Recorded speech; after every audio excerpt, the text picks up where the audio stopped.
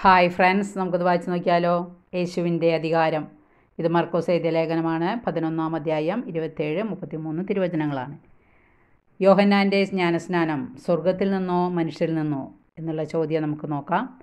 അവർ വീണ്ടും ജെറുസലേമിൽ വന്നു. അവൻ ദേവാലയത്തിലൂടെ നടക്കുമ്പോൾ പ്രധാന പുരോഹിതന്മാരും നിയമജ്ഞരും ജനപ്രമാണികളും അവൻ്റെ അടുത്തെത്തി. അവർ അവനോട് ചോദിച്ചു, എന്തധികാരത്തിലാണ് നീ ഇവയൊക്കെ ചെയ്യുന്നത്? ഇവ പ്രവർത്തിക്കുന്നതിന് ആരാണ് നിനക്ക് അധികാരം നൽകിയത്? യേശു പറഞ്ഞു, ഞാൻ നിങ്ങളോട് ഒരു കാര്യം ചോദിക്കാം, എന്നോട് ഉത്തരം പറയുവിൻ. എന്തധികാരത്തിലാണ് ഞാൻ ഇവ ചെയ്യുന്നതെന്ന് അപ്പോൾ പറയാം. യോഹന്നാൻ്റെ ജ്ഞാനസ്നാനം സ്വർഗത്തിൽ നിന്നോ മനുഷ്യരിൽ നിന്നോ? ഉത്തരം പറയുവിൻ. അവർ പരസ്പരം ആലോചിച്ചു. സ്വർഗത്തിൽ നിന്ന് എന്ന് പറഞ്ഞാൽ പിന്നെ എന്തുകൊണ്ട് നിങ്ങൾ അവനെ വിശ്വസിച്ചില്ല എന്നവൻ ചോദിക്കും. മനുഷ്യരിൽ നിന്ന് എന്ന് പറയാൻ അവർക്ക് ജനങ്ങളെ ഭയമായിരുന്നു. കാരണം യോഹന്നാൻ യഥാർത്ഥത്തിൽ ഒരു പ്രവാചകനാണെന്ന് എല്ലാവരും കരുതിയിരുന്നു. അതിനാൽ അവർ യേശുവിനോട് പറഞ്ഞു, ഞങ്ങൾക്ക് അറിഞ്ഞുകൂടാ. അപ്പോൾ യേശു പറഞ്ഞു, എന്തധികാരത്തിലാണ് ഞാനിവ ചെയ്യുന്നതെന്ന് ഞാനും നിങ്ങളോട് പറയുന്നില്ല.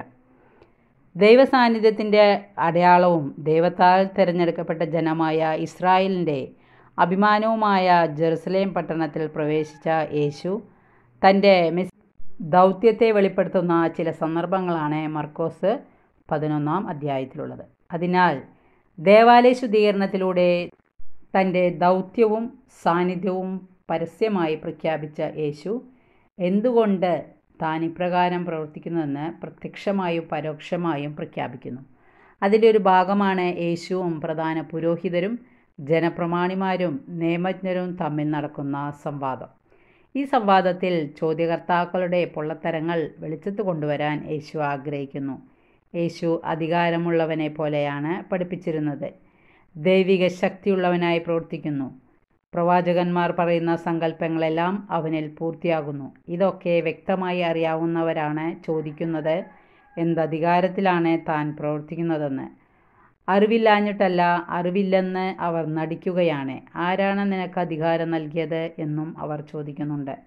അധികാരം നൽകാനും അത് പിൻവലിക്കാനും കഴിവുള്ളവരാണ് നേതാക്കൾ.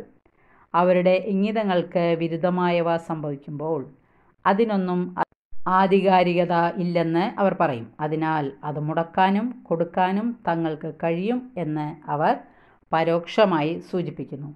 ഇവിടെ അവരുടെ ചോദ്യത്തിന് യേശു ഉത്തരമൊന്നും പറയുന്നില്ല. പകരം അവരുടെ ഇംഗിതം എന്തെന്നറിഞ്ഞതുപോലെ അവരോട് മറ്റൊരു ചോദ്യമാണ് ചോദിക്കുന്നത്. യോഹന്നാൻ്റെ ജ്ഞാനസ്നാനം ആരുടെ അധികാരത്തിൽ പെടുന്നതായിരുന്നു? യോഹന്നാനെ ഒരു പ്രവാചകനായി ജനങ്ങൾ കരുതിയിരുന്നു. അതിനാൽ അവൻ ദൈവത്തിൻ്റെ വക്താവായിരുന്നു അവർ ന്യായമായും കരുതി. അത് സത്യവുമായിരുന്നു. എന്നാൽ മതനേതാക്കളും പ്രമാണിമാരും അവനെ വിശ്വസിച്ചില്ല. മനുഷ്യരിൽ നിന്ന് എന്ന് പറഞ്ഞാൽ പ്രവാചകനെ തള്ളിപ്പറഞ്ഞവർ എന്ന് ജനം അവരെ വിലയിരുത്തും. അതിനാൽ കൗശലപൂർവം അവർ ഉത്തരം പറയേണ്ടെന്ന് കരുതി. യേശു ദൈവത്താൽ അയക്കപ്പെട്ടവനും വിമോചന ദൗത്യവുമായി വന്നവനും ആയിരുന്നു.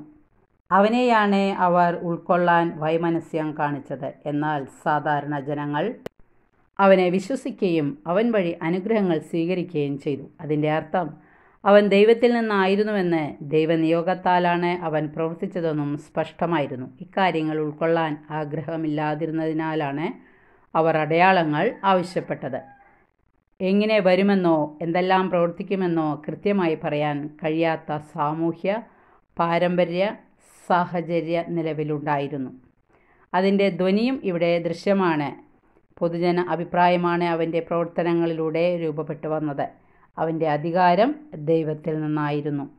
ദൈവസ്വരം കേൾക്കാൻ കഴിയണമെങ്കിൽ മനസാക്ഷിയുടെ സ്വരം ആദ്യം ചെവികൊള്ളണം. സ്വന്തം ഇഷ്ടാനിഷ്ടങ്ങളെ പ്രതി യാഥാർത്ഥ്യങ്ങളെ മറയ്ക്കാൻ ശ്രമിക്കരുത്. ജീവിതത്തിൽ സത്യത്തിന് മുൻതൂക്കം നൽകണം എന്നിങ്ങനെയുള്ള ചിന്തകൾ ഈ തിരുവചന ഭാഗം നമുക്ക് പ്രദാനം ചെയ്യുന്നു. യേശുവിൻ്റെ അധികാരം എല്ലാവർക്കും മനസ്സിലായി കാണുമെന്ന് വിശ്വസിക്കുന്നു. ഇഷ്ടപ്പെട്ടെങ്കിൽ ലൈക്ക് ചെയ്യുക. Okay, thank you, by.